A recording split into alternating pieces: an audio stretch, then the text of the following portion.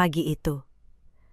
Sebuah tamparan keras mendarat di pipi saya, tepat saat saya memohon izin menjenguk ayah saya yang sedang sekarat di rumah sakit. Suami saya hanya menonton sambil menyeruput tehnya. Mertua saya berteriak agar saya pergi dari rumah itu. Ia menyebut saya menantu melarat. Mereka tidak pernah tahu perempuan yang mereka usir hari itu adalah orang yang selama ini membayar setiap suap nasi yang masuk ke mulut mereka. Halo sahabat, selamat datang kembali di channel kesayangan kita. Sebuah kisah tentang kesabaran yang habis dan karma yang dibayar tunai di depan mata. Sebelum kita mulai, jangan lupa tekan tombol like dan subscribe.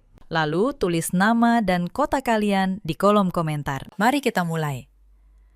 Nama saya Tias, 32 tahun. Di mata semua orang di rumah megah ini, saya hanyalah seorang menantu miskin tanpa pekerjaan. Sudah 6 tahun saya menyandang status itu. Tapi tidak ada satupun dari mereka yang tahu siapa saya sebenarnya. Setiap pagi, saya bangun sebelum matahari terbit. Saya menyapu lantai marmer yang luas. Saya memasak sarapan. Saya menyiapkan teh chamomile hangat dan camilan impor untuk ibu mertua saya. Tepat waktu, tanpa boleh terlambat sedikit pun. Tangan saya yang dulu halus, kini sering basah oleh air cucian piring. Tidak ada yang pernah mengucapkan terima kasih. Tidak ada yang pernah menanyakan apakah saya lelah. Bagi mereka, semua itu adalah kewajiban seorang menantu miskin yang menumpang hidup. Saya menelan setiap rasa lelah dalam diam dan tersenyum seolah semuanya baik-baik saja. Rumah ini berdiri megah di kawasan Menteng.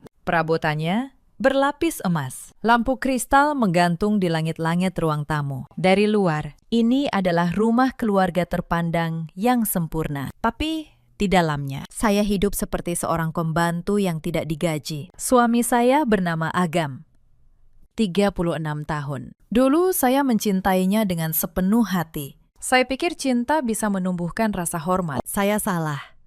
Agam adalah pria yang menghabiskan harinya dengan tidur siang, bermain golf, dan berbelanja barang mewah bersama ibunya. Saya masih ingat awal pernikahan kami. Dulu Agam adalah pemuda biasa yang bekerja sebagai pegawai biasa. Saya jatuh cinta pada kesederhanaannya. Saat itu bisnis saya baru mulai tumbuh dan saya bermimpi membangun rumah tangga yang hangat. Tapi sejak kami pindah ke rumah ibunya, Agam berubah.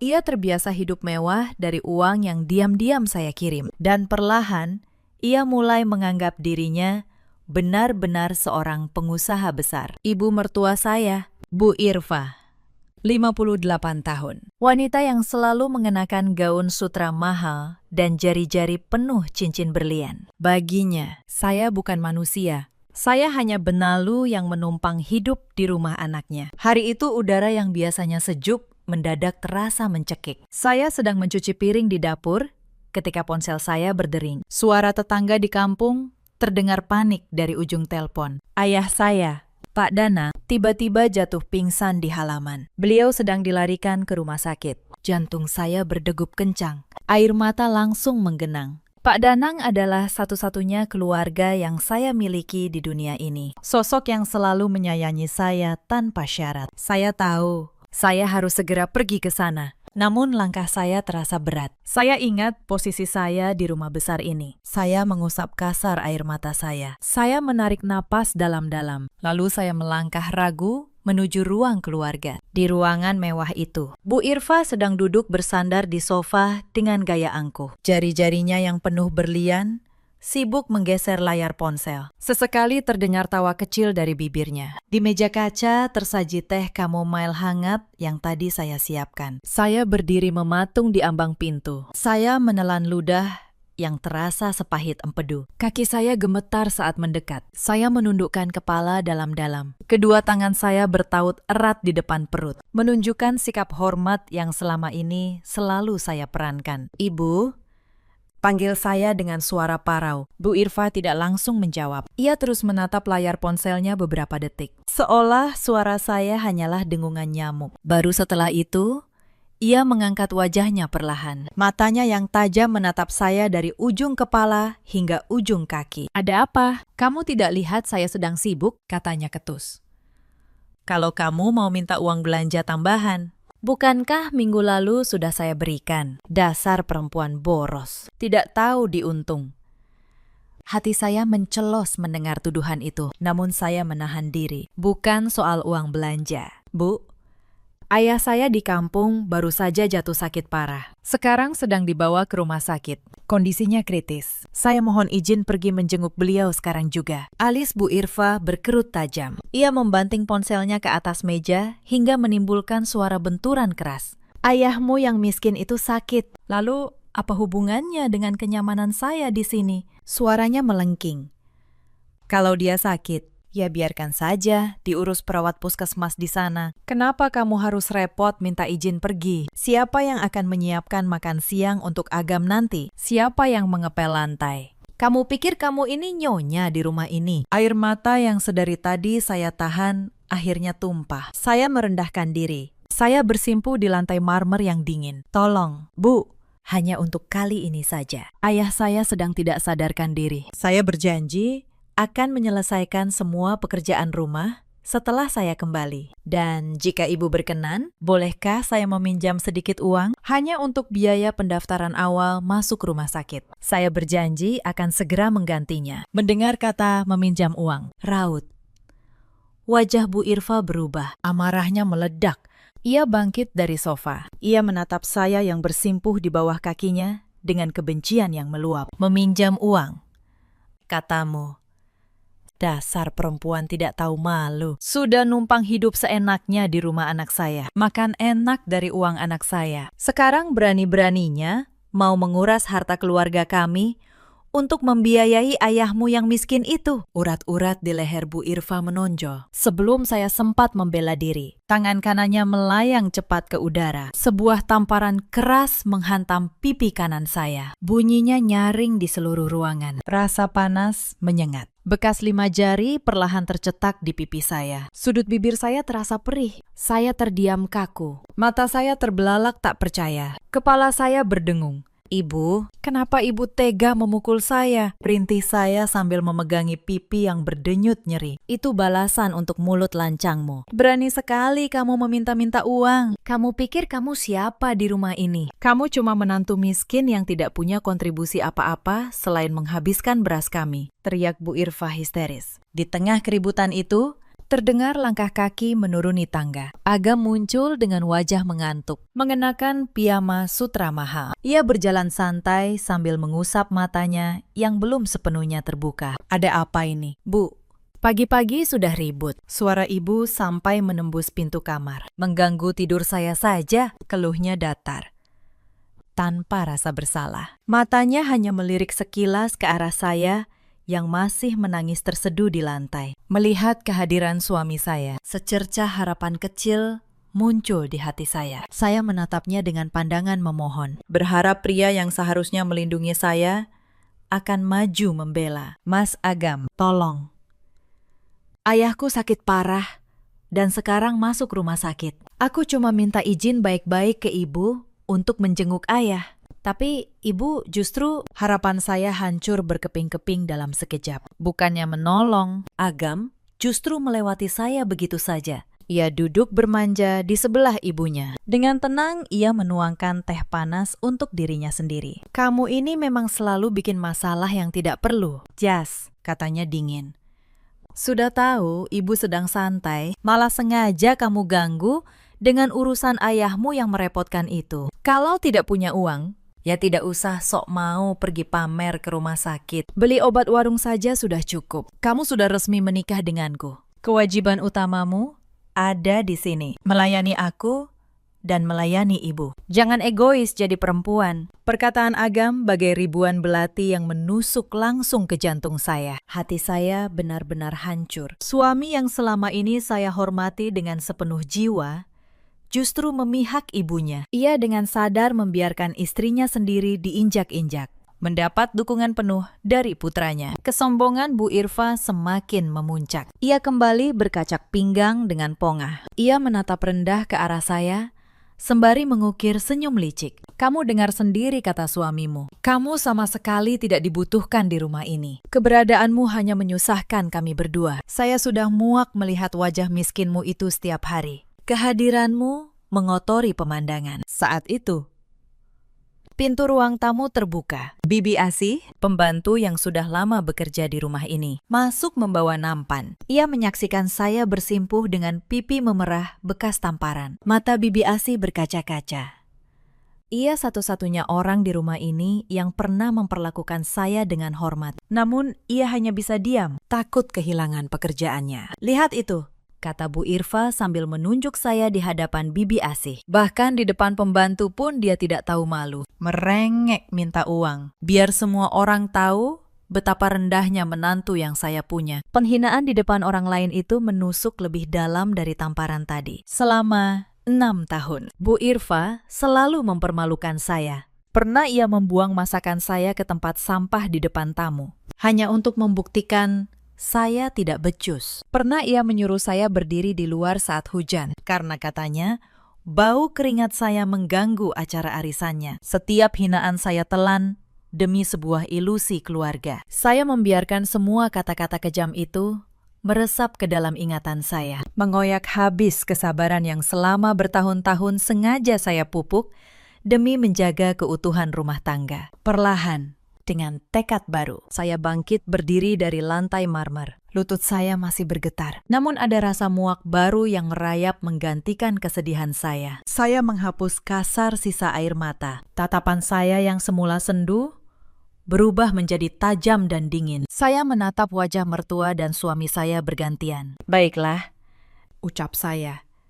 Suara saya kini jernih dan tegas. Jika kehadiran saya dan ayah saya hanya dianggap benalu di rumah ini, saya akan pergi menjenguk ayah saya sekarang juga. Dan tenang saja, saya jamin 100%. Saya tidak sudi meminta sepeser pun uang dari kalian berdua. Mendengar perlawanan tiba-tiba itu, Bu Irfa tertawa melengking. Jadi kamu berani melawan saya sekarang? Hebat sekali keberanian perempuan miskin ini. Bagus. Kalau kamu berani melangkah keluar dari pintu ini demi ayahmu yang penyakitan itu, jangan pernah bermimpi bisa menginjakan kaki lagi di rumah ini. Pergi kamu. Sekarang juga pergi dan jangan pernah kembali. Jari telunjuknya menunjuk lurus ke arah pintu utama. Agam yang masih asik menyeruput tehnya sama sekali tidak menoleh. Pria bermental pengecut itu membiarkan ibunya mengusir wanita yang sah menjadi istrinya. Dada saya bergemuruh hebat. Namun, saya tak lagi sudi menumpahkan air mata berharga saya. Saya menegakkan punggung dengan penuh harga diri. Saya merapikan ujung pakaian saya yang kusut. Dengan kepala tegak, menantang ke depan. Saya membalikan badan. Saya berjalan anggun melintasi ruang tamu mewah itu tanpa membawa satupun barang. Hanya pakaian yang melekat di tubuh dan tas kecil tempat ponsel saya. Setiap langkah saya diiringi hinaan dan tawa sumbang dari mulut Bu Irfa. Tapi saya sudah menutup telinga. Tangan saya meraih gagang pintu besar berbahan kuningan. Saya menariknya lebar-lebar. Angin pagi langsung menerpa wajah saya yang masih memerah. Sebuah kesejukan ajaib di tengah bara amarah yang menyala di dada saya. Sebelum benar-benar melangkah keluar dari neraka berkedok rumah mewah itu. Saya berhenti sejenak di ambang pintu. Saya tidak menoleh ke belakang. Mata saya menatap lurus ke jalan raya di luar sana. Namun, di kedalaman batin, hati saya berbisik lantang. Sebuah sumpah. Kalian tidak pernah tahu siapa sebenarnya sosok yang baru saja kalian usir hari ini. Hari ini kalian dengan sombong membuang saya seperti sampah. Tapi besok saya sendiri yang akan memastikan. Kalianlah yang akan merangkak memungut kesombongan kalian di atas aspal jalanan. Dengan tekad bulat, saya melangkah mantap keluar. Saya menarik gagang pintu dari luar. Saya menutupnya dengan sebuah dentuman keras. Suara bantingan kayu jati itu bergema memecah udara pagi. Sebuah penanda berakhirnya penderitaan panjang saya sebagai menantu yang tertindas. Sekaligus ketukan detik pertama dimulainya badai karma. Aroma obat dan antiseptik langsung menyambut saya begitu melewati pintu otomatis ruang gawat darurat. Kepanikan yang menggerogoti saya selama perjalanan kini memuncak. Jantung saya berdebar menuntut jawaban atas kondisi ayah tercinta. Setelah bertanya dengan suara bergetar kepada perawat jaga, saya diarahkan ke bilik nomor 7 di sudut ruangan. Di balik tirai hijau pucat yang setengah terbuka, dunia saya seakan berhenti berputar. Saya melihat sosok pria yang selama ini menjadi pahlawan hidup saya, kini terbaring lemah, tak berdaya. Pak Danang tampak pucat pasi. Matanya terpejam rapat. Oksigen menempel di hidungnya. Jarum infus menancap di punggung tangan rentanya yang mulai keriput. Tangis saya pecah saat itu juga. Namun saya bergegas membekap mulut sendiri agar isakan saya tidak mengganggu pasien lain. Saya berjalan mendekat. Saya meraih tangan dingin ayah saya. Saya menciumnya berkali-kali sambil membisikkan doa kesembuhan yang tak putus-putus. Seorang dokter mendekati saya. Ia menjelaskan bahwa ayah saya membutuhkan tindakan segera dan biayanya tidak sedikit. Sejenak, kepanikan lama kembali menyergap saya. Refleks bertahun-tahun sebagai menantu yang selalu kekurangan membuat saya hampir gemetar memikirkan uang. Tapi kemudian saya tersadar, saya bukan perempuan tak berdaya yang harus bersimpuh memohon receh dari mertua. Dengan tenang, saya berkata pada dokter, lakukan tindakan terbaik untuk ayah saya. Dokter, pindahkan beliau ke ruang perawatan terbaik. Soal biaya, berapapun, akan saya tanggung. Dokter itu sedikit terkejut melihat ketegasan perempuan berpakaian sederhana di hadapannya. Melihat ayah saya dalam kondisi seperti ini, ingatan saya terlempar kembali pada kejadian beberapa jam lalu. Hati saya kembali perih bagai disayat sembilu. Wajah arogan Bu Irfa, tatapan dingin Agam. Mereka dengan tega mengusir saya seperti hewan liar, menghina kemiskinan yang sebenarnya hanya ilusi semata. Sambil mengusap lembut tangan Pak Danang, sebuah senyum getir terbentuk di bibir saya. Betapa lucunya skenario kehidupan yang selama ini saya jalankan dengan penuh pengabdian. Selama bertahun-tahun, saya rela mengubur dalam-dalam identitas asli saya, hanya demi menjaga ego seorang suami yang rapuh dan menyanjung kesombongan mertua yang gila hormat. Tidak ada satupun penghuni rumah mewah itu yang menyadari kenyataan sebenarnya, bahwa perempuan yang setiap pagi menyapu lantai, memasak di dapur, dan sering dihina sebagai benalu melarat itu adalah urat nadi utama yang menyokong seluruh gaya hidup mereka yang hedonis. Sebuah rahasia besar tersimpan rapi di balik penampilan sederhana saya. Di balik celemek dapur yang sering saya kenakan. Saya adalah perintis dan pemilik tunggal sebuah kerajaan bisnis berskala nasional. Bisnis yang bergerak di bidang mode dan kosmetik. Bisnis yang saya mulai dari nol dengan susah payah beberapa tahun silam. Kini omsetnya mencapai miliaran rupiah setiap bulan. Tanpa pernah disadari siapapun di rumah itu. Karena rasa cinta yang dulu membutakan mata. Dan keinginan bodoh untuk menjadi istri yang sempurna. Saya memilih bekerja di balik layar. Saya mengendalikan semuanya dari jauh. Saya sengaja mendirikan sebuah perusahaan cangkang atas nama Agam. Saya mengalirkan ratusan juta rupiah setiap bulan ke rekening suami saya. Tujuannya agar Agam terlihat berwibawa dan dihormati di mata ibunya. Saya membiarkan Agam membusungkan dada setiap hari, mengaku sebagai pengusaha muda yang sukses berinvestasi. Sementara faktanya, pria itu hanya tidur siang, bermain golf, dan berbelanja barang mewah bersama Bu Irfa. Semuanya menggunakan uang hasil keringat saya, yang saya salurkan diam-diam bagai air mengalir. Namun hari ini, tamparan keras dari Bu Irfa tidak hanya meninggalkan memar di pipi kanan saya. Tamparan itu juga menampar kewarasan saya. Hingga saya benar-benar terbangun dari mimpi buruk pengabdian tanpa ujung itu. Pengorbanan luar biasa yang saya lakukan demi cinta dan kehormatan keluarga ternyata tidak pernah dihargai sebesar biji sawi pun. Mereka justru menggigit tangan yang selama ini setia menyuapi mereka dengan kemewahan. Saya menatap wajah damai ayah saya sekali lagi. Saya menyadari betapa bodoh dan naifnya saya selama ini. Membiarkan orang tua saya sendiri hidup sederhana. Sementara saya sibuk mempertahankan ilusi kekayaan palsu bagi keluarga suami yang tak tahu diri. Saat itu juga, sisa cinta dan belas kasihan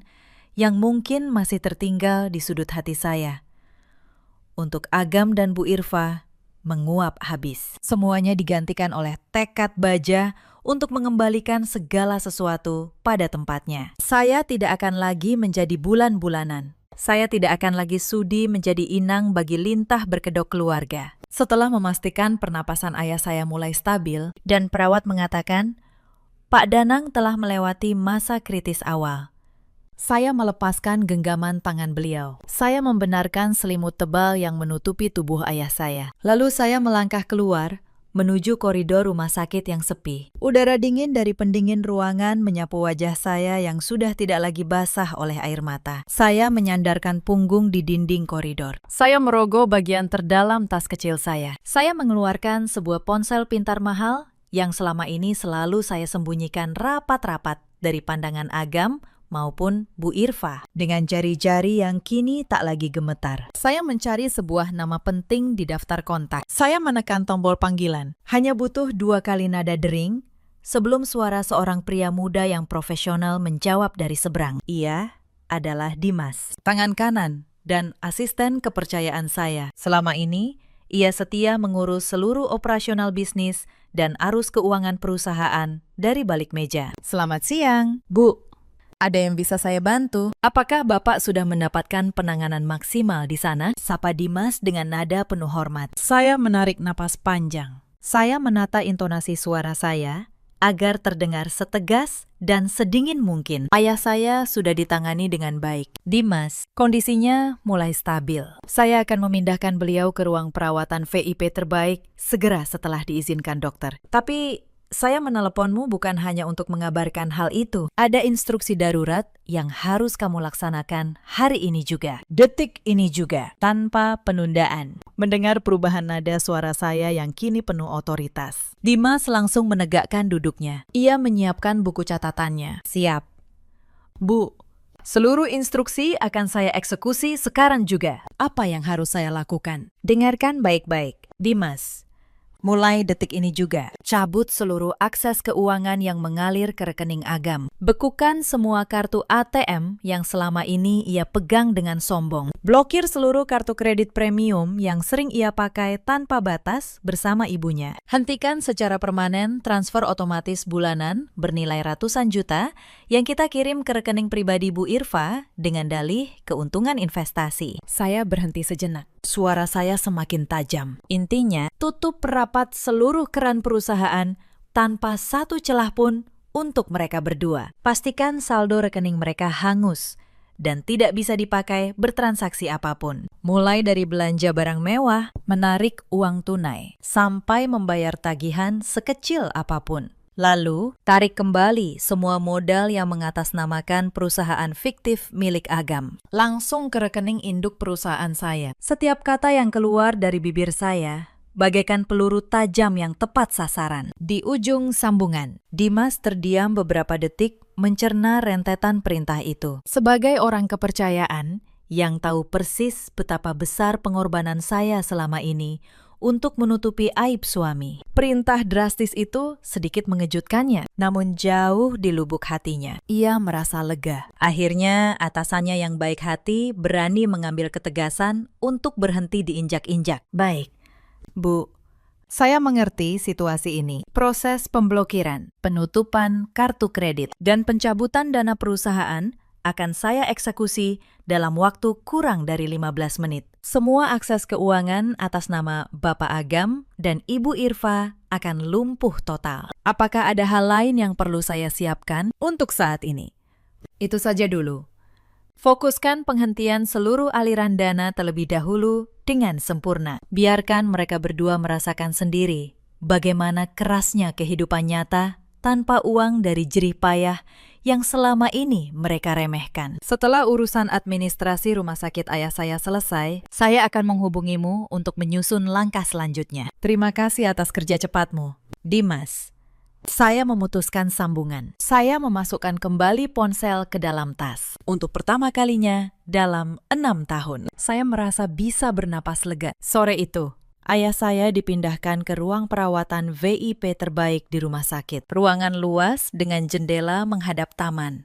Para perawat memperlakukan beliau dengan penuh hormat. Saya duduk di samping ranjang, menggenggam tangan ayah saya yang mulai menghangat. Untuk pertama kali setelah sekian lama, saya tidak perlu lagi menyembunyikan siapa diri saya yang sebenarnya. Sementara itu, di rumah mewah kawasan Menteng, kehidupan berjalan seperti biasa. Bu Irfa dan Agam sama sekali tidak menyadari bahwa pondasi kemewahan mereka baru saja diruntuhkan dalam senyap. Siang itu, Bu Irfa berniat pergi ke butik langganannya, sebuah merek terkenal yang baru saja merilis koleksi tas musim ini dengan dandanan mewah dan kacamata hitam besar. Bu Irfa melangkah anggun ke kasir. Ia memilih 2 tas seharga puluhan juta rupiah. Ia menyodorkan kartu kreditnya dengan gaya sombong yang biasa. Namun mesin kasir berbunyi menolak. Pegawai butik mencoba menggesek ulang. Ditolak lagi. Mohon maaf, Bu.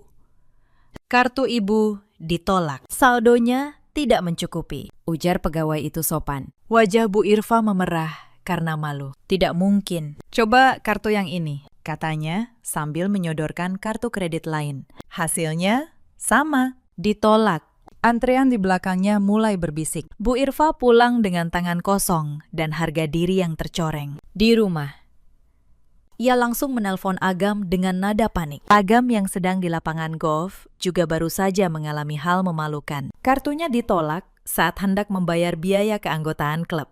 Keduanya bertemu di rumah dengan wajah pucat dan kebingungan. Malam itu, Agam berniat mentraktir teman-temannya makan di restoran mahal langganannya. Sebuah gengsi yang selalu ia jaga. Di akhir makan, saat menyodorkan kartu untuk membayar tagihan puluhan juta, kartunya kembali ditolak. Teman-temannya saling pandang. Agam terpaksa meninggalkan jam tangan mahalnya sebagai jaminan. Dengan wajah merah padam menahan malu. Untuk pertama kali dalam hidupnya, ia merasakan rasanya dipermalukan di depan umum karena uang. Agam segera membuka aplikasi perbankan di ponselnya. Jantungnya seakan berhenti. Saldo rekeningnya yang biasanya menampilkan angka miliaran, kini hanya menyisakan angka 0. Transfer bulanan ratusan juta yang selama ini rutin masuk juga lenyap. Ia mencoba menghubungi pihak bank. Jawabannya membuat lutut Agam lemas. Seluruh akses dananya telah dicabut oleh perusahaan induk pemilik modal. Perusahaan induk? Modal apa? Aku ini pemilik perusahaannya, bentak Agam pada petugas bank. Namun petugas itu hanya menjelaskan bahwa perusahaan atas namanya hanyalah anak perusahaan. Pemilik modal sebenarnya, pemegang saham mayoritas, adalah pihak lain yang baru saja menarik seluruh investasinya. Agam terduduk lemas di sofa. Untuk pertama kalinya, sebuah pertanyaan mengerikan muncul di benaknya. Jika bukan dia pemilik sebenarnya, lalu siapa? Siapa yang selama ini menggajinya, membiayai gaya hidupnya, menyirim ratusan juta ke rekening ibunya setiap bulan? Pikiran Agam berputar liar. Ia mencoba mengingat-ingat. Tidak ada satupun rekan bisnis yang benar-benar pernah ia temui. Semua urusan perusahaan selalu beres dengan sendirinya. Dokumen selalu sudah tersedia di mejanya. Gaji selalu masuk tepat waktu. Selama ini ia hanya menikmati hasil tanpa pernah benar-benar bekerja. Dan satu-satunya orang yang selalu ada di rumah, yang selalu rapi mengurus segala kebutuhan, yang selalu ia anggap remeh, adalah Tias. Sebuah firasat dingin menjalari tubuh Agam, tapi ia menepisnya. Tidak mungkin perempuan miskin yang setiap hari mengepel lantai itu adalah sumber dari semua kemewahannya. Pikiran itu terlalu mustahil baginya untuk diterima. Bu Irfa masih belum mau percaya. Ia menelpon ke sana kemari, mengandalkan koneksinya yang dulu selalu hormat padanya. Namun satu persatu menutup pintu. Teman-teman arisan yang dulu memuji-muji kemewahannya, kini tak ada yang mengangkat telepon. Adik Bu Irfa yang biasa meminjam uang darinya juga menghilang begitu mendengar kabar keluarga itu jatuh miskin. Bahkan mobil mewah yang biasa Agam kendarai ternyata berstatus sewa atas nama perusahaan. Pagi harinya, sebuah truk derek datang menjemput mobil itu. Di depan mata tetangga yang berbisik-bisik, satu persatu topeng kemewahan mereka terkelupas di hadapan publik. Beberapa hari berlalu. Tagihan menumpuk. Listrik rumah mewah itu terancam diputus karena pembayaran otomatis gagal. Para pembantu yang biasanya digaji besar mulai mengundurkan diri karena gaji mereka tak kunjung cair. Hanya bibi Asih yang masih bertahan beberapa hari sebelum akhirnya Ia pun pamit dengan air mata, menyalami saya diam-diam saat saya datang. Rumah megah berlapis emas itu perlahan berubah menjadi cangkang kosong. Lemari es yang biasanya penuh makanan impor, kini hanya berisi mie instan sisa. Bu Irfa yang seumur hidup tak pernah memasak, terpaksa menelan mie instan dengan tangan gemetar menahan amarah dan rasa malu. Dalam keputusasaan, Bu Irfa mendatangi rumah saudara-saudaranya yang dulu sering ia pamerkan kemewahan. Ia mengetuk pintu demi pintu, memohon pinjaman. Namun mereka yang dulu ia rendahkan, kini balas memandangnya dingin. Bukankah dulu kamu bilang kami ini keluarga miskin yang memalukan? Sindir salah satu saudaranya sebelum menutup pintu. Bu Irfa pulang dengan tangan kosong. Untuk pertama kalinya merasakan bagaimana rasanya diusir. Persis seperti yang dulu ia lakukan pada saya. Sementara itu, di rumah sakit, ayah saya berangsur pulih di kamar VIP. Saya menungguinya setiap hari dengan tenang. Pada hari ketiga, Pak Danang akhirnya membuka matanya. Beliau tampak bingung melihat ruangan mewah di sekitarnya. Jas, ini di mana? Ayah tidak punya uang untuk kamar sebagus ini, bisiknya lemah. Air mata saya mengalir. Saya menggenggam tangan ayah saya. Ayah tidak perlu khawatir soal apapun. Tias yang tanggung semuanya. Ayah cuma perlu sembuh. Pak Danang menatap saya lama. Beliau tidak banyak tahu tentang kehidupan saya selama 6 tahun ini. Saya selalu mengatakan hidup saya baik-baik saja agar beliau tidak cemas. Tapi melihat raut wajah saya yang lelah, ayah saya seperti mengerti ada sesuatu yang saya sembunyikan. Apa kamu bahagia, Nak? Tanyanya pelan.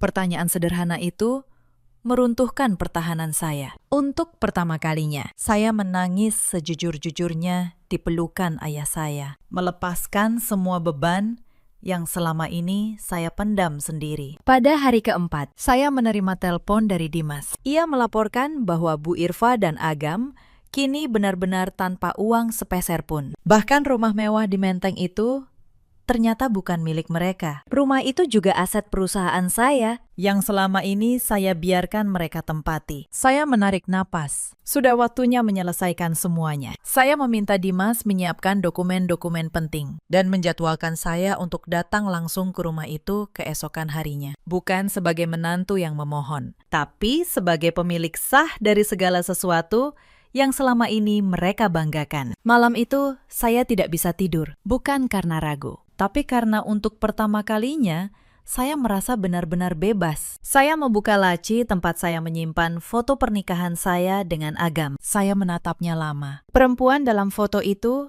tersenyum penuh harap. Tidak tahu bahwa cintanya akan dibalas dengan tamparan dan pengusiran. Perlahan, saya memasukkan foto itu ke dalam map dokumen, bukan sebagai kenangan, melainkan sebagai bukti terakhir bahwa saya pernah mencoba sekuat tenaga untuk mempertahankan rumah tangga ini. Keesokan paginya, sebuah mobil sedan mewah berhenti di depan gerbang besi rumah Menteng. Saya turun dengan pakaian rapi dan elegan, berbeda jauh dari penampilan saya sebelumnya. Di belakang saya, Dimas membawa sebuah map tebal berisi dokumen. Saya menekan bel pintu rumah yang dulu saya tinggali sebagai pembantu tak berbayar. Pintu dibuka oleh Agam. Wajahnya kuyu, matanya cekung.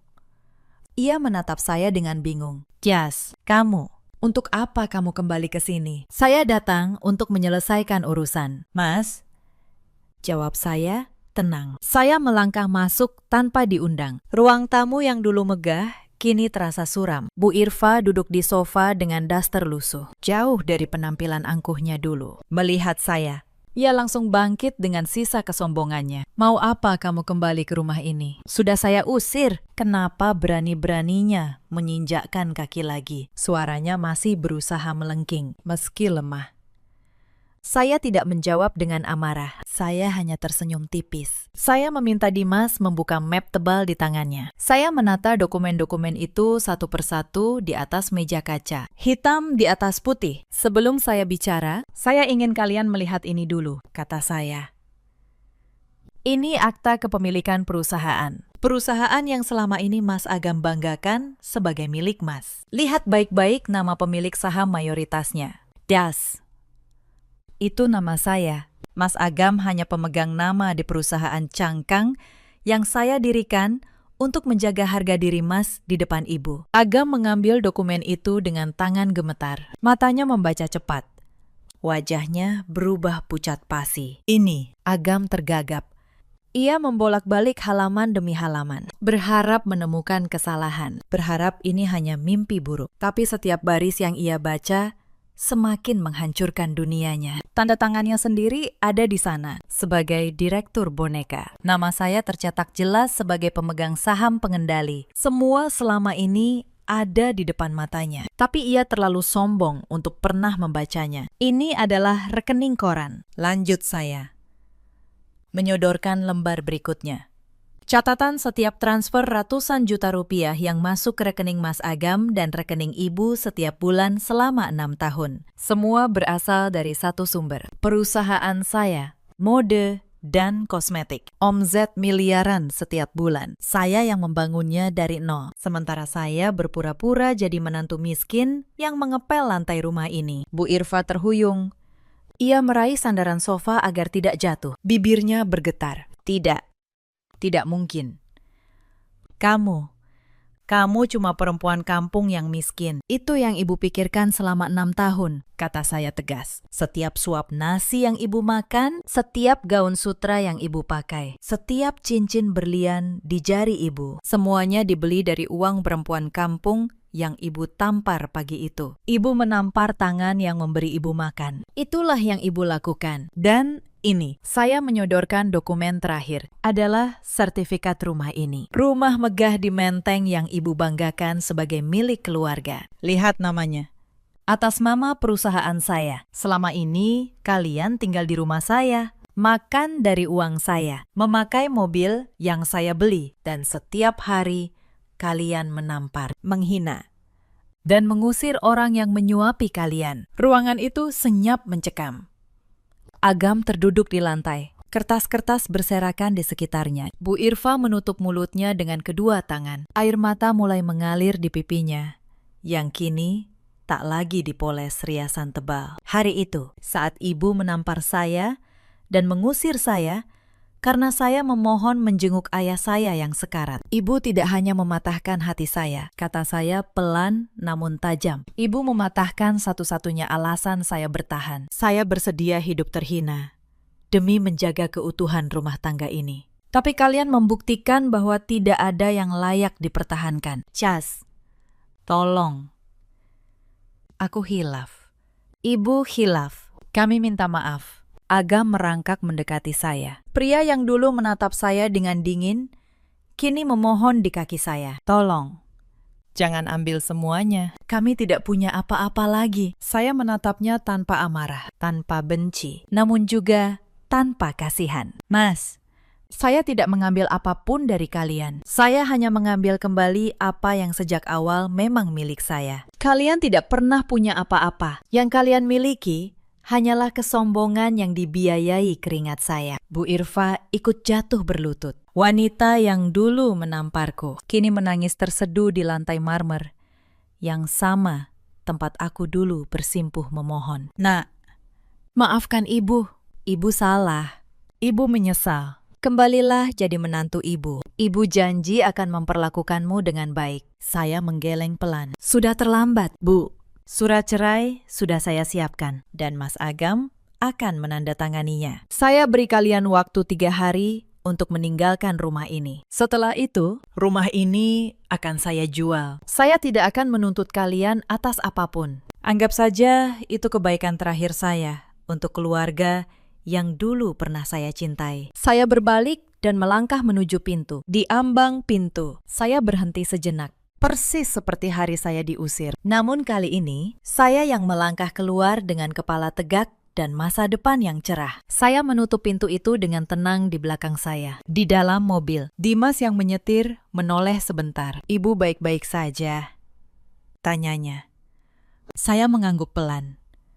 Untuk pertama kalinya dalam 6 tahun, saya benar-benar merasa baik-baik saja. Beban berat yang selama ini menindih dada saya telah terangkat. Saya menatap rumah megah yang menjauh di kaca spion. Rumah yang dulu menjadi penjara saya, kini hanya tinggal kenangan kelam yang saya tinggalkan untuk selamanya. 3 hari kemudian, sesuai perjanjian, Bu Irfa dan Agam harus meninggalkan rumah megah itu. Tidak ada lagi koneksi yang mau menolong. Tidak ada lagi saldo di rekening. Tidak ada lagi nama besar yang dulu mereka banggakan. Dengan beberapa koper berisi sisa barang, mereka melangkah keluar dari gerbang yang dulu menjadi simbol kemewahan mereka. Langit sore berubah menjadi jingga keunguan. Di jalanan aspal kompleks perumahan elit itu, 2 sosok berjalan dengan gontai. Pakaian mereka tak lagi semewah dulu. Wajah mereka dipenuhi guratan lelah. Tidak ada lagi aura kemewahan. Tidak ada lagi perhiasan yang memantulkan cahaya. Dan yang paling menyakitkan, tidak ada lagi harga diri yang tersisa di mata mereka. Langkah mereka berhenti sejenak di depan gerbang besi yang menjulang. Gerbang yang sama dengan tempat mereka dulu mengusir saya dengan amarah. Namun kali ini,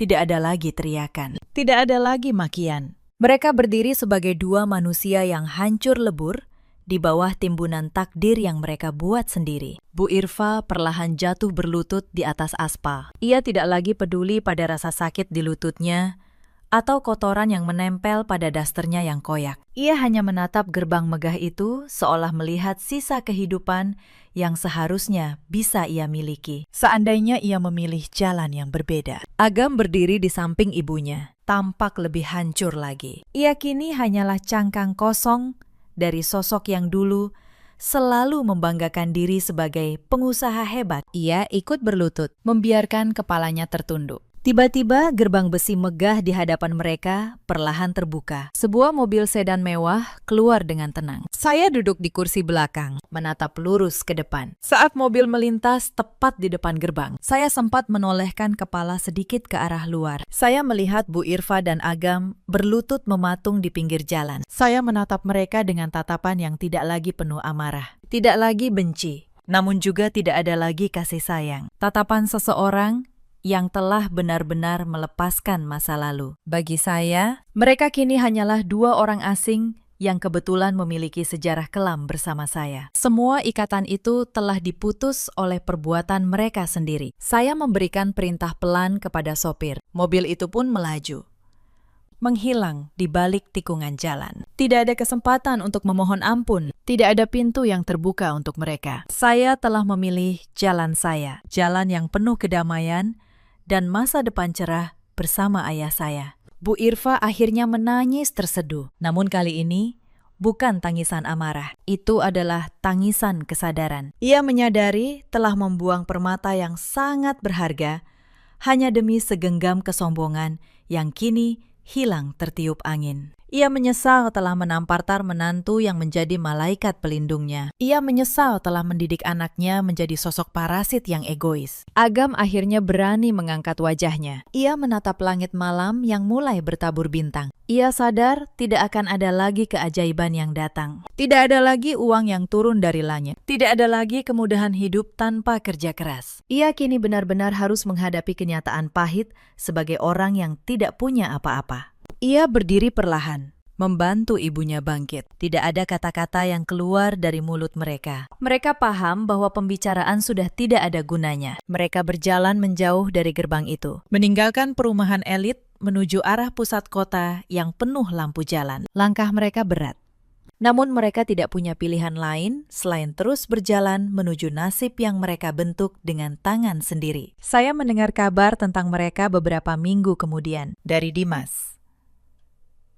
Agam kini bekerja serabutan, mencoba bertahan hidup dengan tangannya sendiri untuk pertama kali. Bu Irfa tinggal di sebuah rumah kontrakan sempit, jauh dari kemewahan yang dulu ia banggakan. Saya tidak merasa puas, tidak juga merasa bersalah. Saya hanya merasa lega bahwa babak itu telah benar-benar selesai. Cerita ini mengajarkan kita banyak hal. Jangan pernah mengukur nilai seseorang dari penampilannya, dan jangan pernah menyakiti orang yang diam-diam menanggung seluruh hidupmu. Ada banyak perempuan di luar sana yang seperti saya dulu. Mereka memendam kemampuan dan harga diri demi menjaga keutuhan rumah tangga. Mereka rela hidup terhina, berharap pengorbanan mereka suatu hari akan dihargai. Tapi tidak semua pengorbanan layak dipertahankan. Ada juga banyak suami seperti Agam di luar sana. Pria yang memilih nyaman dalam ketidaktahuan, yang membiarkan ibunya menginjak istrinya demi menghindari masalah. Sampai akhirnya kehilangan segalanya. Ada pula para ibu mertua yang seperti Bu Irfa. Mereka begitu takut kehilangan kendali atas anaknya, hingga lupa bahwa menantu juga manusia yang punya hati dan harga diri. Bu Irfa dan Agam kini hidup dari nol, belajar arti kerja keras yang dulu mereka remehkan. Sementara saya akhirnya bisa hidup tenang bersama ayah saya yang telah pulih. Saya tidak membenci mereka. Saya hanya memilih untuk tidak membiarkan mereka merusak kebahagiaan saya lagi. Dalam hidup, kita selalu punya pilihan, memilih untuk menghargai atau memilih untuk menyombongkan diri, memilih untuk mencintai dengan tulus, atau memilih untuk memanfaatkan. Dan setiap pilihan selalu punya akibatnya sendiri. Roda kehidupan selalu berputar. Yang di atas hari ini bisa berada di bawah esok hari. Maka selagi masih ada waktu, hargailah setiap orang yang tulus berada di sisi kita. Bagaimana menurut kalian? Apakah yang saya lakukan sudah benar? Ceritakan kisah dan pendapat kalian di kolom komentar. Terima kasih sudah menemani sampai akhir. Sampai jumpa di kisah berikutnya. Di hari suamiku diwisuda menjadi dokter, ia tidak memberiku ucapan terima kasih. Ia memberiku map coklat berisi surat cerai. Kita sudah tidak setara. Saras, katanya pelan. Aku malu punya istri tamatan SMA, aku hanya tersenyum. Aku tidak menangis karena aku tahu 2 tahun lagi namaku akan membuat tangannya gemetar. Halo sahabat semua, selamat datang kembali di channel ini. Hari ini aku akan menceritakan kisah tentang seorang perempuan yang dibuang setelah segala pengorbanannya. Tentang air mata yang tidak boleh diremehkan. Jika kamu menyukai kisah balas dendam yang elegan, tulis hadir beserta nama kotamu di kolom komentar. Mari kita mulai. Namaku Saraswati. Orang memanggilku Saras. Tahun ini usiaku 33 tahun. Aku hanya seorang tamatan SMA dari sebuah kampung kecil di Jawa Tengah. Tidak punya gelar, tidak punya warisan. Yang aku punya hanya satu hal, ketekunan yang tidak pernah padam. 8 tahun aku menjadi tulang punggung, bukan untuk diriku sendiri, melainkan untuk seorang laki-laki yang dulu kupanggil suami. Namanya Bayu. Saat kami menikah, ia baru saja diterima di Fakultas Kedokteran sebuah universitas ternama. Aku ingat malam itu, ia memelukku erat di teras rumah kontrakan kami yang sempit di pinggiran Bekasi. Tunggu aku, sayang, bisiknya waktu itu. Setelah aku jadi dokter, kamu tidak perlu kerja keras lagi. Kamu akan kududukkan seperti ratu. Kamu fondasiku. Saras. Aku percaya, aku menyimpan kalimat itu seperti orang menyimpan jimat. Aku mengulanginya dalam hati setiap kali tubuhku rasanya mau roboh. Kami memulai dari nol. Benar-benar nol. Ijazah SMA-ku tidak berharga di pasar kerja. Maka aku mengambil apapun yang ada. Pagi aku menjadi kasir di sebuah toko bahan bangunan. Siang aku menjadi penjaga konter ponsel. Malam aku menjahit baju pesanan tetangga sampai mataku perih. Lalu aku belajar satu hal yang mengubah segalanya. Bos toko bahan bangunan tempatku bekerja sering bicara tentang tanah, tentang kafling, tentang harga yang naik tiap tahun. Aku mendengarkan, aku mencatat. Aku mulai memahami satu kata yang kelak menjadi takdirku, properti. Aku tidak punya modal untuk membeli tanah, tapi aku punya lidah yang jujur dan ingatan yang tajam. Aku menjadi perantara. Aku mempertemukan penjual tanah dengan pembeli. Sekali transaksi, berhasil. Aku mendapat komisi. Kecil di awal, 500.000, 1 juta. Tapi aku tekun. Aku menabung setiap rupiah, menyisihkan untuk Bayu, dan menyimpan sisanya rapat-rapat. Sementara aku banting tulang. Bayu menjalani kuliahnya, dan kuliah kedokteran itu mahal, sangat mahal. Uang gedung, uang semester yang membengkak, praktikum, buku-buku tebal yang harganya bisa untuk beli motor bekas. Belum lagi biaya kos Bayu di dekat kampus, karena katanya ia butuh tempat tenang untuk belajar. Aku menanggung semuanya tanpa mengeluh. Setiap akhir bulan, aku mengirim uang. Setiap ujian, aku menelpon, menyemangati. Aku rela makan dengan nasi dan tahu goreng berhari-hari, asalkan Bayu bisa makan layak dan tetap fokus. Ibu Bayu, yang kupanggil Bu Lastri, tinggal bersama kami selama beberapa tahun. Sejak awal, beliau tidak pernah benar-benar menerimaku. Di matanya, aku hanya perempuan kampung yang beruntung bisa menikah dengan anaknya yang pintar. Untung Bayu mau menikahimu, Saras, katanya suatu kali sambil menyeruput teh. Coba kalau bukan dia. Siapa yang mau sama perempuan cuma lulusan SMA? Aku diam. Aku menelan kalimat itu seperti menelan duri demi rumah tangga. Kupikir, demi Bayu. Tahun demi tahun berlalu. Aku semakin mahir di dunia properti. Diam-diam, dari komisi yang kukumpulkan, aku membeli sebidang tanah kecil di pinggiran kota. Murah, tidak strategis. Tapi itu milikku sendiri, hasil keringatku. Dan tidak seorang pun tahu. Bahkan Bayu tidak tahu. Aku menyimpannya sebagai rahasia. Entah untuk apa. Mungkin naluri seorang perempuan yang tahu bahwa janji laki-laki tidak selalu bisa dipegang. 8 tahun, bukan waktu yang sebentar. 8 tahun aku menua dalam diam, sementara Bayu tumbuh dalam terang. Dan akhirnya, hari yang kami tunggu tiba. Bayu lulus. Ia menjadi dokter. Garis akhir yang kami perjuangkan bersama. Kupikir, akhirnya tercapai. Pagi itu aku berdiri di balkon kontrakan kami. Di tanganku ada kemeja putih baru. Kemeja terbaik yang bisa kubeli dengan sisa tabungan bulan itu. Kemeja untuk Bayu, untuk hari wisudanya. Aku tersenyum membayangkan wajahnya. Aku belum tahu bahwa hari paling membahagiakan itu akan menjadi awal dari kehancuran rumah tanggaku. Hari wisuda itu cerah. Aku datang ke gedung megah tempat acara digelar, membawa kemeja putih yang sudah kusetrika rapi semalaman. Aku mengenakan kebaya sederhana, satu-satunya yang kupunya. Aku ingin terlihat pantas berdiri di samping suamiku, sang dokter baru. Tapi sejak aku tiba, ada yang aneh. Bayu menyambutku dengan dingin. Senyumnya kaku. Matanya tidak lagi menatapku seperti dulu. Ia menerima kemeja itu tanpa ucapan terima kasih. Lalu menaruhnya begitu saja di kursi. Kamu tidak usah terlalu menempel, Saras, katanya pelan. Hampir berbisik. Banyak rekan dokterku di sini. Aku tidak mau mereka salah paham. Aku terdiam. Salah paham tentang apa? Bahwa aku istrinya, bahwa aku yang membiayai semua ini. Dadaku terasa sesak, tapi aku memilih diam. Hari ini hari besarnya, batinku.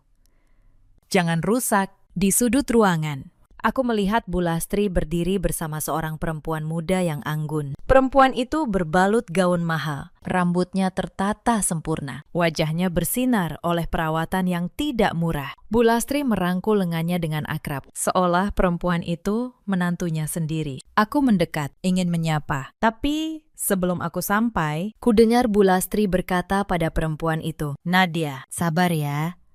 Nak, sebentar lagi semua beres." Bayu sudah berjanji. Perempuan bernama Nadia itu tersenyum manis. Lalu matanya menangkapku. Dan senyumnya berubah menjadi tatapan meremehkan dari ujung kepala sampai ujung kaki. Aku mundur. Hatiku berdebar tidak enak. Siapa Nadia? Kenapa Bu Lastri bicara seolah ada rencana yang sedang kutunggu hasilnya? Malam itu, aku pulang dengan perasaan yang tidak bisa kujelaskan. Beberapa hari kemudian, aku menemukan jawabannya. Ponsel Bayu berdering di meja saat ia mandi. Layarnya menyala. Sebuah nama muncul. Nadia.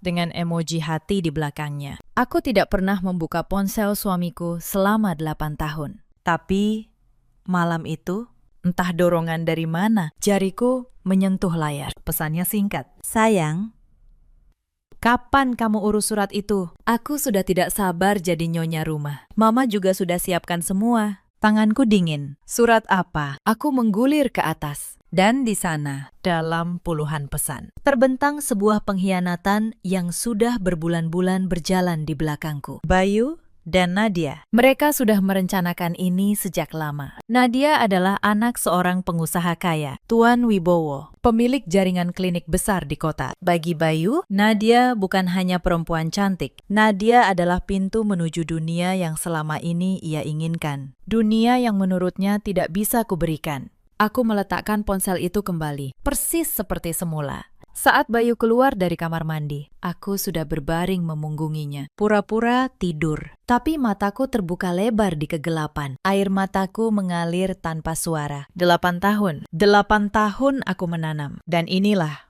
panen yang kuterima. Malam itu, aku tidak tidur sama sekali. Tapi sesuatu dalam diriku berubah. Tangisan terakhirku tumpah malam itu. Setelahnya, tidak ada lagi air mata. Yang ada hanya satu pertanyaan dingin yang terus berputar di kepalaku. Apa yang akan kulakukan esoknya?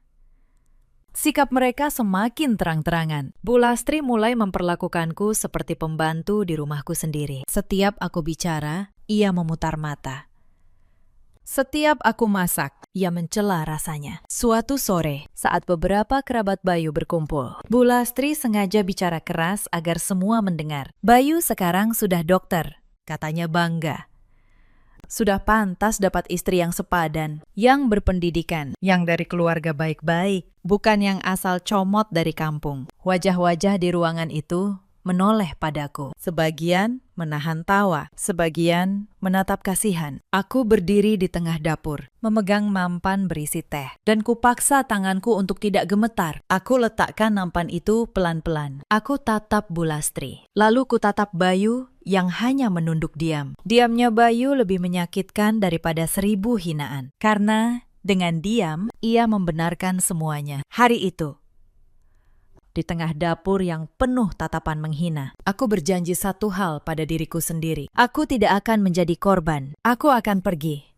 Tapi saat aku kembali nanti, aku tidak akan kembali sebagai mantan istri dokter yang biasa. Aku akan kembali sebagai sesuatu yang bahkan tidak pernah mereka bayangkan. Puncaknya tiba seminggu kemudian. Bayu memintaku duduk di ruang tamu. Di atas meja, ia meletakkan sebuah map coklat. Bu Lastri berdiri di belakangnya, melipat tangan dengan wajah puas. Aku sudah tahu isi map itu sebelum membukanya. Saras, kata Bayu dengan nada yang ia buat sedingin mungkin. Aku rasa kita sudah sampai di ujung jalan. Hidup kita sekarang berbeda. Aku dokter. Aku punya masa depan. Dan kamu tetap perempuan yang dulu. Kita sudah tidak setara. Ia mendorong map itu ke arahku. Tanda tangani saja, jangan dipersulit. Aku membuka map itu. Surat gugatan cerai, disusun rapi oleh seorang pengacara, lengkap dengan tuntutan agar aku meninggalkan rumah secepatnya. Di bagian bawah, ada kalimat yang membuat dadaku panas sekaligus dingin. Bayu menulis bahwa selama pernikahan, akulah yang menjadi beban dan tidak memberikan kontribusi berarti. Beban. Kata itu menamparku lebih keras dari apapun. Aku yang membiayai setiap rupiah pendidikannya disebut beban. Aku menatap Bayu lama sekali. Lalu aku tertawa kecil. Tawa yang membuat Bu Lastri mengernyit heran. Baik, kataku tenang.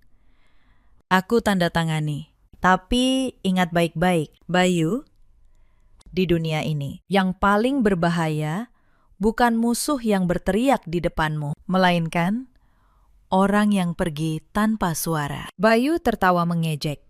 Omong kosong apa lagi ini? Kamu pikir kamu siapa? Sudah.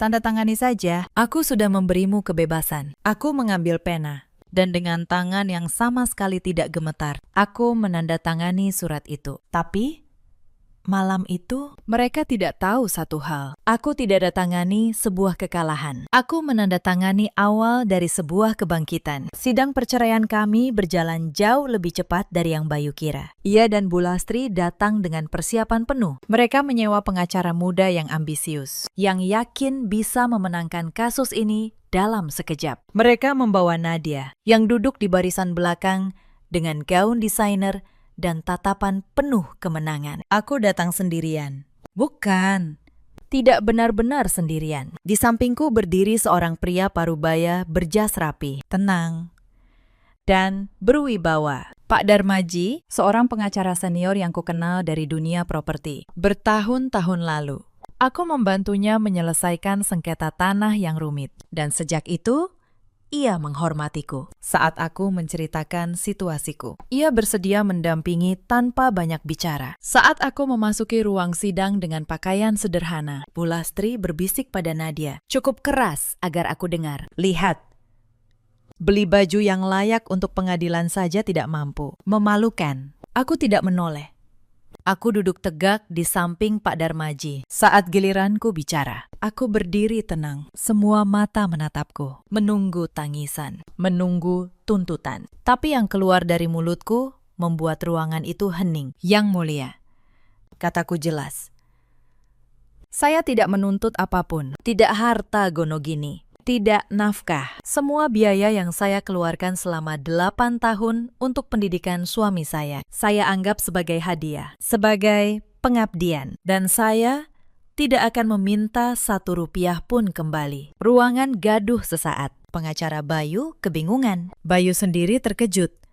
Lalu wajahnya berubah lega dan angkuh. Ia menyangka ini bukti bahwa aku memang tidak punya kekuatan apa-apa. Ia membisiki ibunya sambil tersenyum sinis. Sudah kubilang, dia cuma ingin selesai. Dia tidak punya modal untuk melawan kita. Nadia menatapku dengan pandangan kasihan yang dibuat-buat. Kasihan, gumamnya. Dia pikir pengorbanan bisa dibayar pakai harga diri. Padahal uang jauh lebih nyata. Hanya Pak Darmaji yang tersenyum tipis di sisiku. Senyum yang hanya kami berdua yang paham artinya. Keputusan untuk melepas semua tuntutan bukan tanda menyerah. Itu langkah pertama dari sebuah rencana panjang. Setelah sidang, Bayu menghampiriku di lorong pengadilan. Terima kasih, Saras, katanya dengan nada merendahkan yang dibungkus sopan. Keputusanmu sangat dewasa. Aku akan urus semuanya cepat. Aku menatapnya. Tatapanku bukan lagi tatapan seorang istri, melainkan tatapan seseorang yang sedang mengamati objek yang akan ia pelajari. Aku hanya ingin lepas. Bayu, kataku. Tapi jangan anggap ini kemenanganmu. Waktu yang akan menjawab. Bayu tertawa. Kamu bicara seperti di sinetron. Sudahlah, jalani hidupmu. Aku tidak membalas. Aku berbalik dan pergi bersama Pak Darmaji, meninggalkan masa laluku di lorong dingin itu. Seminggu kemudian, palu diketuk. Aku dan Bayu resmi bercerai. Ia bebas menikahi Nadia, dan aku secara hukum. Terlepas dari ikatan yang selama ini menyiksaku, tepat setelah putusan itu, aku mengaktifkan rencanaku. Aku menjual tanah kecil yang dulu kubeli diam-diam, ditambah seluruh tabungan rahasiaku selama 8 tahun. Jumlahnya tidak kecil, cukup untuk memulai. Aku menghapus jejakku sepenuhnya. Nomor lamaku kunonaktifkan. Akun media sosialku yang pernah terhubung dengan Bayu kuhapus. Aku menolak tawaran sahabatku, Mbak Rini, untuk tinggal bersamanya. Tidak, Mbak, kataku. Aku harus benar-benar hilang dari peta mereka. Kalau mereka tahu aku masih di sekitar sini, mereka akan mengusik. Mbak Rini sedih, tapi mengerti. Lalu bagaimana aku menghubungimu? Tanyanya. Pak Darmaji yang akan jadi penghubung kita, jawabku. Aku akan kembali, Mbak. Tapi saat aku kembali, statusku bukan lagi mantan istri dokter yang biasa. Aku memeluknya erat. Lalu, aku pergi keluar pulau. Memulai hidup yang sama sekali baru. Sementara aku menghilang. Mereka merayakan. Di apartemen mewah yang baru disewa, Bayu dengan bantuan keluarga Nadia. Mereka menggelar pesta kecil. Bu Lastri memasak hidangan favorit Bayu. Mereka bersulang. Syukurlah perempuan miskin itu sudah pergi, kata Bu Lastri sambil mengangkat gelas. Sekarang Bayu bisa fokus pada masa depan yang sesungguhnya. Dia benar-benar polos. Tambah Bayu sambil tertawa. Tidak menuntut sepeser pun. Dia pikir pengorbanan bisa dibayar dengan ucapan selamat tinggal. Mereka tertawa bersama. Mereka tidak tahu bahwa setiap tawa itu adalah hutang. Dan hutang itu suatu hari harus dibayar lunas. 2 tahun. 2 tahun aku menghilang dari dunia mereka. Tapi 2 tahun itu bukan waktu untuk bersembunyi. Itu waktu untuk membangun di kota baru dengan modal hasil keringatku dan bimbingan Pak Darmaji. Aku mendirikan sebuah perusahaan properti kecil. Aku menamainya dengan nama yang sederhana, tanpa menonjolkan diriku. Aku bekerja seperti orang kesetanan. Aku tahu setiap seluk-beluk dunia ini. Aku tahu kapan harus membeli tanah murah, kapan harus menjual saat harga melambung. Aku tahu cara membaca orang, cara bernegosiasi, cara membuat lawan bicara merasa menang. Padahal, akulah yang memegang kendali. 8 tahun di jalanan properti telah menempaku menjadi baja. 1 proyek berhasil, lalu 2, lalu 10. Perusahaan kecilku tumbuh dengan cepat. Aku membeli lahan terbengkalai. Kubangun menjadi kompleks ruko. Kujual habis. Aku mengakuisisi perusahaan-perusahaan kecil yang nyaris bangkrut. Ku restrukturisasi. Kujual dengan untung berlipat. Dalam 2 tahun, namaku yang kusembunyikan di balik nama perusahaan mulai disegani di kalangan bisnis. Tapi aku tidak pernah melupakan satu hal. Aku terus memantau Bayu dari jauh, melalui Pak Darmaji. Aku tahu setiap langkahnya. Aku tahu ia menikahi Nadia dalam pesta mewah. Aku tahu ia kini bekerja di klinik milik mertuanya, Tuan Wibowo. Dan aku tahu satu hal lagi. Bayu punya ambisi besar yang melampaui kemampuannya. Ia ingin membangun klinik sendiri. Klinik megah atas namanya sendiri. Agar tidak selamanya hidup di bawah bayang-bayang mertua. Dan ambisi itulah yang akan menjadi jebakannya. Sebelum aku benar-benar pergi dari kota itu, ada satu malam yang tidak akan pernah kulupakan. Malam terakhir aku di rumah yang dulu kubangun dengan keringatku sendiri. Bu Lastri masuk ke kamarku tanpa mengetuk. Ia berdiri di ambang pintu, menatap koperku yang sudah terkemas. Akhirnya kamu sadar diri juga, katanya dengan nada penuh kemenangan. Bagus. Pergi yang jauh. Jangan pernah kembali mengganggu hidup anakku. Kamu cuma akan jadi noda di masa depannya yang cerah. Aku menutup koperku pelan. Aku menatapnya. Perempuan yang selama bertahun-tahun memperlakukanku seperti pembantu. Aku tidak marah. Aku justru merasa kasihan. Bu, kataku tenang. Saya pergi bukan karena kalah. Saya pergi karena memilih. Suatu hari nanti, ibu akan mengerti perbedaannya. Bu Lastri tertawa mengejek. Memilih. Perempuan sepertimu tidak punya pilihan. Saras. Sudah, cepat pergi sana. Aku tidak menjawab. Aku angkat koperku, lalu melangkah keluar dari rumah itu untuk terakhir kalinya, tanpa menoleh ke belakang. Di gerbang, Mbak Rini sudah menunggu dengan mobil tuanya. Ia memelukku erat. Air matanya jatuh di bahuku. Kamu yakin? Saras. Kamu mau pergi sejauh itu sendirian? Aku mengangguk. Aku harus. Mbak, aku tidak bisa bangkit kalau aku masih di tempat yang sama dengan orang-orang yang menjatuhkanku. Aku butuh jarak. Aku butuh hilang dulu, supaya bisa kembali sebagai orang yang baru. Mbak Rini menggenggam tanganku. Janji satu hal, jangan pernah berubah jadi sekejam mereka. Aku tersenyum. Tidak. Mbak, aku tidak akan membalas dengan kebencian. Aku akan membalas dengan keberhasilan. Itu balasan yang paling menyakitkan untuk orang yang meremehkan kita. Malam itu, mobil tua Mbak Rini membawaku ke pelabuhan. Menjauh dari semua kepedihan. Menuju lembaran kosong yang akan kuisi dengan tanganku sendiri. Untuk membangun klinik impiannya. Bayu butuh modal besar. Sangat besar. Tabungannya tidak cukup. Gaji dokter di klinik mertua tidak cukup. Maka, ia mencari investor. Ia menyusun proposal megah, menjanjikan keuntungan berlipat bagi siapapun yang mau mendanai. Ia mendatangi bank, mendatangi perusahaan pembiayaan, mengetuk setiap pintu yang ia bisa. Yang Bayu tidak tahu, salah satu pintu yang ia ketuk adalah pintuku. Sebuah perusahaan pembiayaan yang menawarinya dana segar dengan syarat menarik. Bunga ringan, pencairan cepat, proses mudah bagi Bayu. Tawaran itu seperti durian runtuh. Ia langsung menyambar tanpa membaca dengan teliti siapa pemilik di balik perusahaan itu. Tentu saja ia tidak tahu.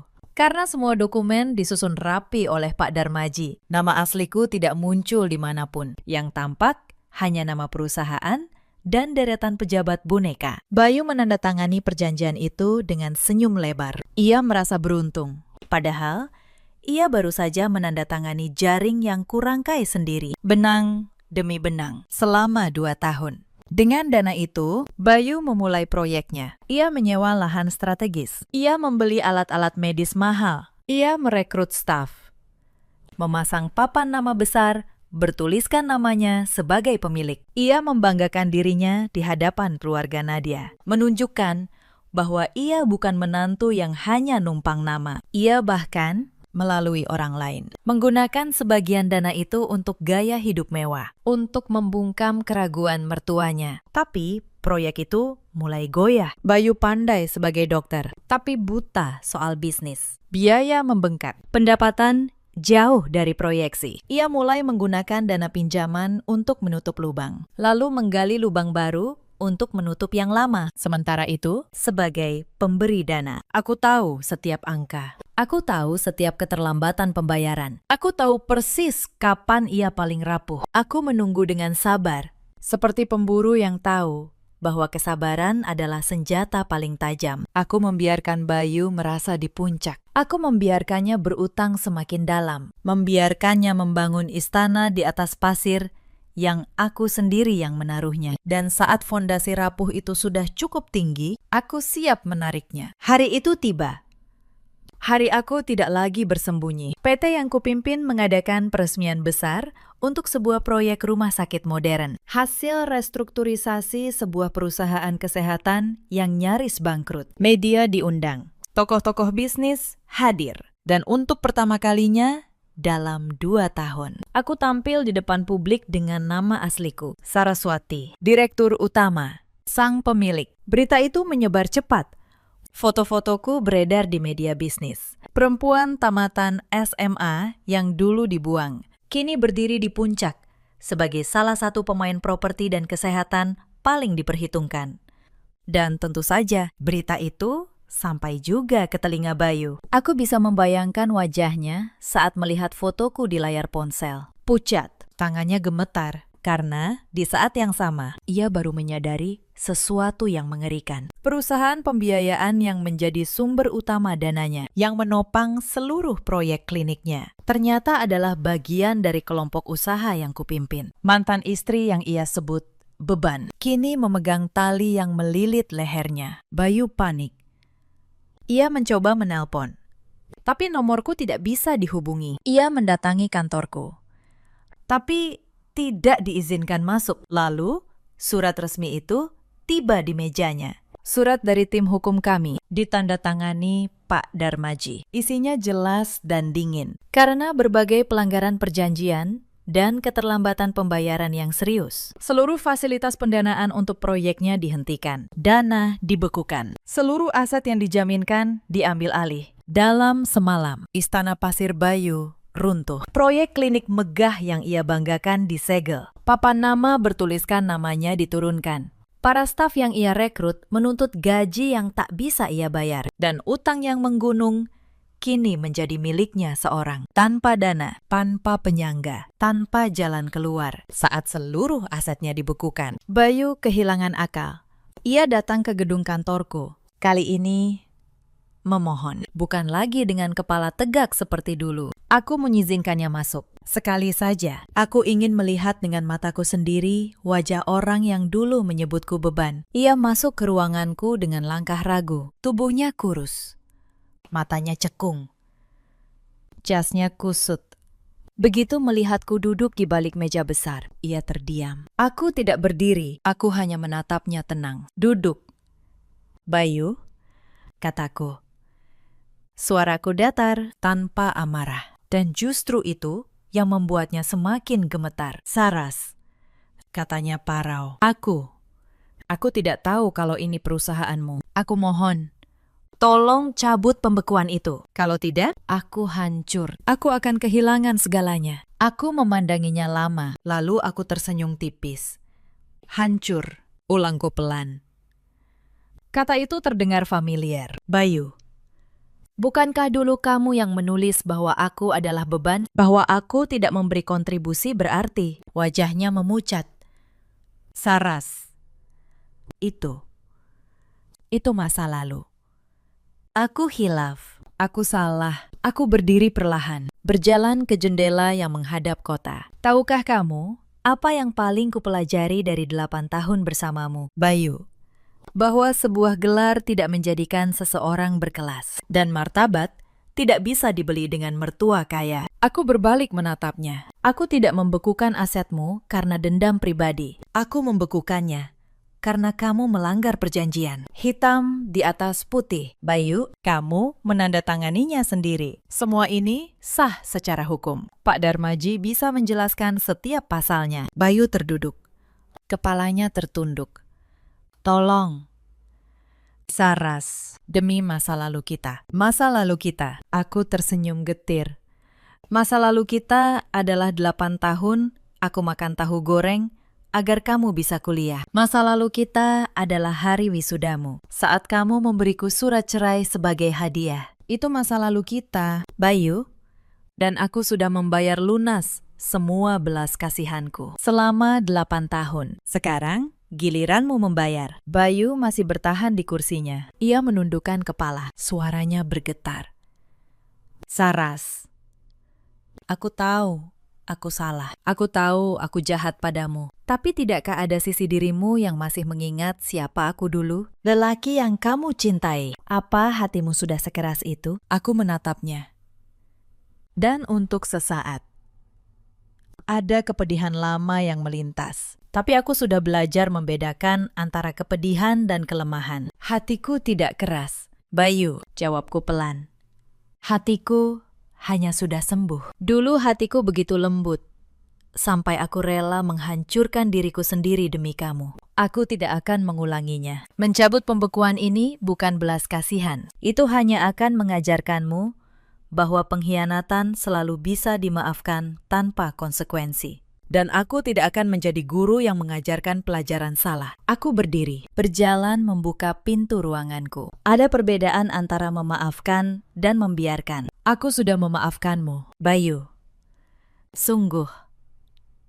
Tapi memaafkan bukan berarti aku harus menyelamatkanmu dari akibat perbuatanmu sendiri. Bayu mengangkat wajahnya, dan untuk pertama kalinya, aku melihat ia benar-benar mengerti, bukan tentang uang, tapi tentang siapa yang sebenarnya ia buang dulu. Aku kembali ke mejaku. Kamu boleh pergi.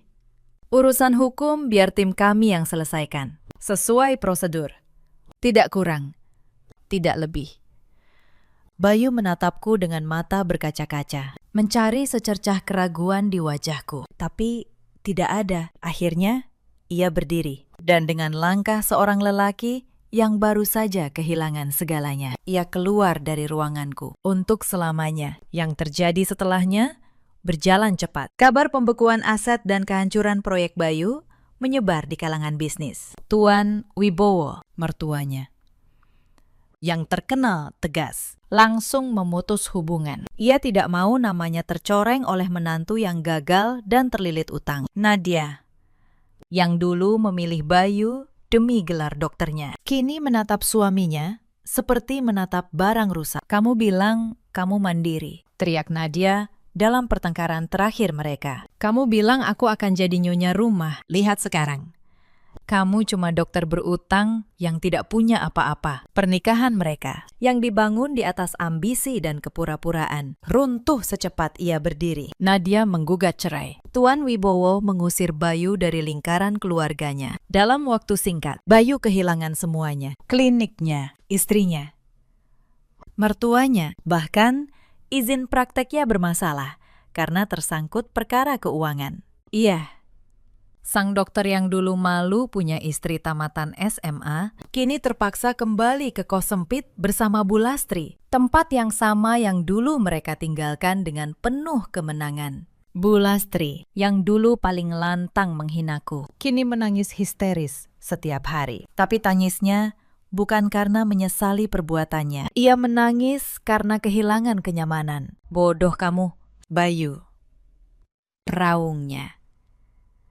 Kenapa kamu ceraikan Saras? Lihat sekarang, kita kembali miskin. Semua gara-gara kamu malu punya istri biasa. Kini di matanya.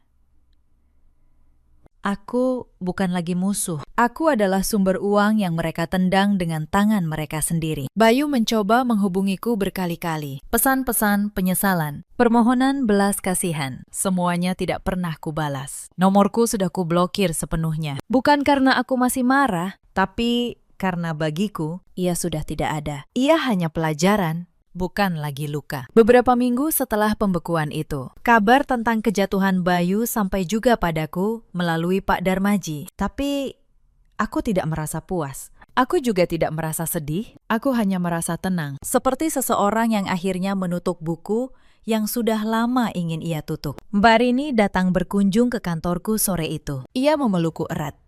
Matanya berkaca-kaca. "Kamu berhasil." "Saras," katanya.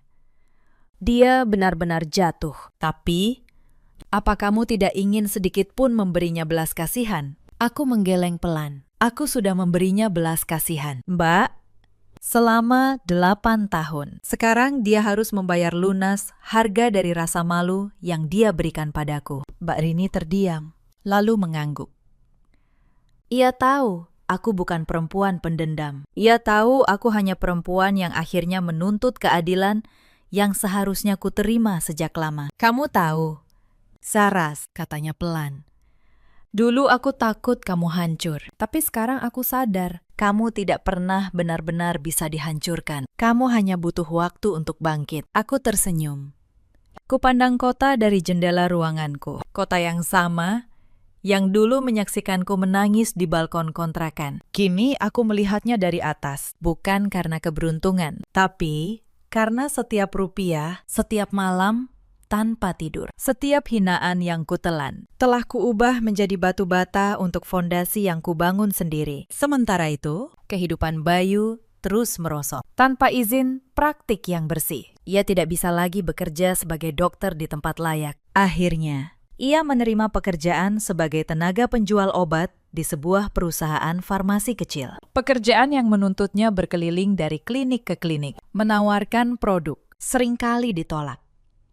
Ironi yang pahit untuk seorang lelaki yang dulu bermimpi punya klinik megah atas namanya sendiri. Ia tinggal di kos sempit bersama Bu Lastri, dengan dinding tipis dan atap yang bocor saat hujan. Setiap hari, ibunya mengungkit kesalahannya. Setiap malam, penyesalan menggerogotinya. Ia bukan hanya kehilangan harta, ia kehilangan martabat. Dan yang paling perih, ia kehilangan satu-satunya orang yang pernah benar-benar mencintainya tanpa syarat. Suatu hari, di sebuah warung makan sederhana, tempat ia makan siang, televisi umum menayangkan sebuah liputan, acara peresmian rumah sakit swasta modern yang baru. Dan di layar itu, berdiri seorang perempuan berwibawa, dikelilingi wartawan dan tokoh penting. Perempuan itu, aku. Bayu terpaku. Sendoknya terhenti di udara. Di podium itu, aku menyampaikan pidato. Aku tidak menyebut nama Bayu. Aku tidak perlu. Tapi setiap kata yang kuucapkan adalah pisau yang kuarahkan tepat ke jantung orang-orang seperti dia. Banyak orang mengejar gelar dan jabatan tertinggi, kataku di podium. Tapi mereka lupa, gelar terbaik adalah yang lahir dari kehormatan dan perjuangan. Fondasi yang kokoh tidak boleh diremehkan, apalagi dibuang. Aku berhenti sejenak, menatap kamera. Siapapun yang menendang fondasinya, demi kemewahan yang rapuh, pada akhirnya akan runtuh bersama kemewahan itu. Ruangan bertepuk tangan. Pidato itu tersebar luas, menjadi viral di media sosial. Banyak perempuan menulis di kolom komentar bahwa mereka menangis mendengarnya karena mereka mengenali diri mereka dalam kisahku. Di warung makan itu, Bu Lastri yang kebetulan bersama Bayu menunjuk layar dengan tangan gemetar. Itu Saras, gumamnya. Dia benar-benar jadi ratu sekarang. Kalau saja kamu tidak menceraikannya, Bayu. Kalau saja. Bayu tidak menjawab. Ia hanya menatap layar dengan mata nanar. Ia melihat betapa bodohnya ia dulu. Ia menukar berlian asli dengan kilauan palsu, dan baru menyadarinya setelah berlian itu bersinar untuk orang lain. Tapi aku, di sisi lain kota, tidak lagi memikirkan mereka. Sungguh, Aku telah melepaskan beban itu sepenuhnya. Aku tidak membangun semua ini untuk membalas Bayu. Aku membangunnya untuk membuktikan pada diriku sendiri bahwa perempuan biasa, perempuan tamatan SM dari kampung kecil, bisa menjadi luar biasa jika ia menolak untuk menyerah. Rumah sakit yang kuresmikan itu bukan sekedar bisnis bagiku. Aku mengubahnya menjadi tempat yang melayani semua kalangan, termasuk pasien tidak mampu yang sering ditolak di tempat lain. Aku ingat betul rasanya menjadi orang kecil yang dipandang sebelah mata. Maka aku membangun tempat di mana tidak ada yang dipandang rendah karena status atau ijazahnya. Mbak Rini akhirnya bergabung denganku, menjadi asisten pribadiku yang paling kupercaya. Dan tak lama kemudian, ia menemukan kebahagiaannya sendiri. Ia menikah dengan Pak Darmaji, lelaki bijak yang selama ini setia menjadi penopang langkahku. Mereka berdua, bersama beberapa orang yang tulus padaku, menjadi keluarga baru yang kupilih sendiri. Keluarga yang dibangun di atas kesetiaan, bukan keuntungan. Suatu malam, di acara penghargaan pengusaha muda, aku bertemu seseorang yang berbeda. Seorang direktur muda dari perusahaan asing, yang melihatku bukan sebagai sosok dendam, bukan sebagai mantan istri yang terbuang, melainkan sebagai perempuan berkelas dan berintegritas. Ia mendekatiku dengan hormat, bukan dengan pujian kosong. Kami berbincang tentang bisnis, tentang visi, tentang hidup. Aku tidak terburu-buru. Aku sudah pernah salah memberikan kepercayaan, dan aku belajar bahwa cinta sejati tidak datang dari rasa butuh, melainkan dari rasa saling menghargai. Maka aku melangkah pelan, hati-hati, tanpa lagi takut, karena kini aku berdiri di atas kakiku sendiri. Aku tidak butuh siapapun untuk menyelamatkanku. Aku sudah menyelamatkan diriku sendiri. Kalau aku boleh kembali sejenak ke masa-masa terberat itu, ada banyak hal yang dulu kupendam sendirian saat aku masih menjadi tulang punggung Bayu. Ada hari-hari di mana aku benar-benar tidak punya uang sepeser pun di dompet. Aku ingat suatu malam, perutku lapar luar biasa. Tapi aku menahannya, karena uang terakhir sudah kukirim untuk uang praktikum Bayu. Aku minum air putih, lalu tidur, supaya rasa lapar itu hilang dalam mimpi. Esoknya, Bayu menelpon, bukan menanyakan kabarku. Ia mengeluh karena teman-temannya makan di restoran mahal, sementara ia hanya bisa makan di kantin. Aku mendengarkan keluhannya. Lalu, tanpa ia tahu, aku menjual satu-satunya kalung emas pemberian mendiang ibuku, hanya agar ia bisa ikut makan bersama teman-temannya. Aku tidak pernah menceritakan itu padanya, karena bagiku, cinta tidak butuh diceritakan, cukup dijalani. Bu Lastri pun tidak pernah tahu pengorbanan-pengorbanan kecil itu. Yang ia lihat hanya menantu kampung yang menurutnya beruntung. Suatu kali, ia memamerkan kepada tetangga bahwa anaknya akan menjadi dokter hebat. Ini semua karena didikan saya, katanya bangga. Aku berdiri di dapur, mendengar semuanya, sambil menghitung uang receh untuk membayar uang kos Bayu bulan itu. Aku tidak protes, aku hanya menyimpannya, seperti aku menyimpan semua luka yang lain. Ada juga saat-saat aku hampir menyerah, saat tubuhku sakit dan tidak ada yang merawat. Saat aku menangis sendirian di angkutan umum sepulang kerja, wajahku hadapkan ke jendela agar tidak ada yang melihat. Tapi setiap kali aku ingin berhenti, aku mengingat janji Bayu di teras kontrakan dulu. Kamu fondasiku, Saras. Janji itulah yang membuatku terus berjalan. Aku tidak tahu bahwa fondasi pada akhirnya adalah yang pertama, mereka injak saat bangunan sudah berdiri. Itu semua aku ceritakan bukan untuk meminta dikasihani. Aku menceritakannya agar kalian tahu bahwa di balik setiap perempuan yang dianggap hanya istri biasa, seringkali ada pengorbanan yang tidak pernah terlihat. Pengorbanan yang tidak tercatat di ijazah manapun, tapi nilainya lebih tinggi dari gelar apapun. Kembali ke masa setelah perceraian. Selama 2 tahun aku membangun kerajaanku. Ada banyak rintangan yang nyaris menjatuhkanku. Tidak semuanya mulus. Pernah, sebuah proyek besar hampir gagal karena seorang mitra mengkhianati kesepakatan di menit terakhir. Aku kehilangan banyak uang. Aku nyaris putus asa. Tapi Pak Darmaji menepuk bahuku dan berkata, orang yang pernah jatuh dari titik nol, Saras, tidak akan pernah takut jatuh lagi. Karena dia tahu cara berdiri. Kata-kata itu menyadarkanku. Aku bangkit. Aku mencari celah baru, peluang baru. Aku belajar dari kesalahan, dan setiap kali jatuh, aku bangkit lebih kuat. Perlahan, perusahaan kecilku berubah menjadi kelompok usaha. Dari properti, aku merambah ke sektor kesehatan. Melihat peluang di klinik dan rumah sakit yang dikelola buruk, lalu kuselamatkan. Dan justru di sektor kesehatan itulah takdir mempertemukan jalanku kembali dengan Bayu tanpa ia sadari. Saat aku mengakuisisi sebuah perusahaan pembiayaan kesehatan, aku menemukan namanya dalam daftar calon peminjam. Bayu, sang mantan suami, sedang mencari dana untuk klinik impiannya. Saat itu, aku bisa saja menolaknya mentah-mentah, tapi aku memilih jalan yang berbeda. Aku memilih membiarkan keadilan bekerja dengan caranya sendiri. Aku tidak menjebaknya dengan tipu daya. Aku hanya memberinya apa yang ia minta. Dengan syarat yang sah dan jelas, hitam di atas putih. Jika ia membayar tepat waktu, jika ia mengelola proyeknya dengan benar, ia akan baik-baik saja. Tapi aku tahu satu hal tentang Bayu yang ia sendiri tidak tahu. Ia tidak pernah benar-benar bisa berdiri tanpa fondasi yang menopangnya. Dan kali ini, tidak ada lagi aku untuk menjadi fondasi itu. Maka,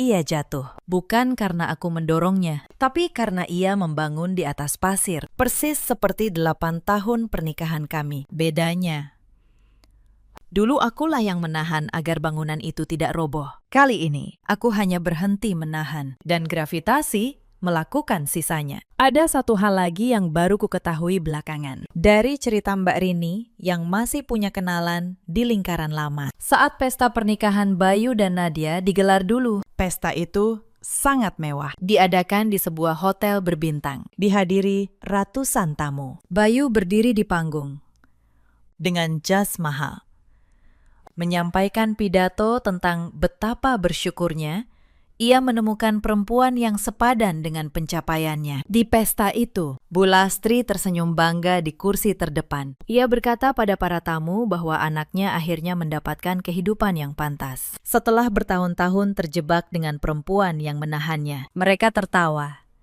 Mereka bersulang. Mereka merasa telah menang.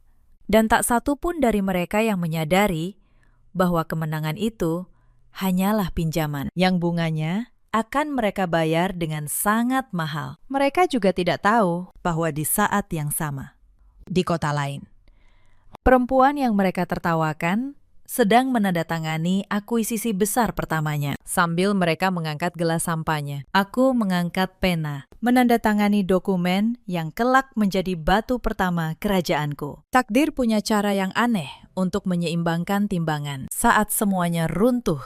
2 tahun kemudian, Nadia pun menyadari satu hal pahit. Ia mengira ia memilih Bayu karena gelar dokternya, karena masa depan cerah yang ia janjikan. Padahal, yang ia pilih hanyalah cangkang kosong. Lelaki yang bahkan tidak bisa berdiri tanpa uang orang lain. Saat utang Bayu terbongkar dan reputasinya hancur, Nadia merasa dirinya juga ikut tercoreng. Pertunangan mewah yang dulu ia banggakan kini menjadi aib yang ingin ia lupakan. Tuan Wibowo, sang mertua, harus mengeluarkan banyak uang untuk menutupi kerugian yang sempat menyeret nama keluarganya. Ia murka.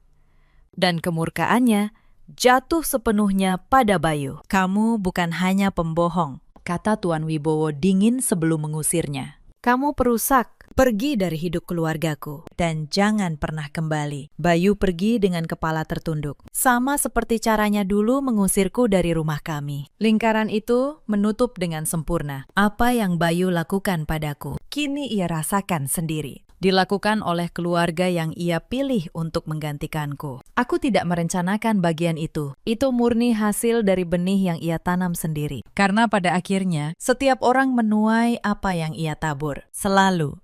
Hari-hariku kini berjalan dengan tenang. Pagi, aku ke kantor.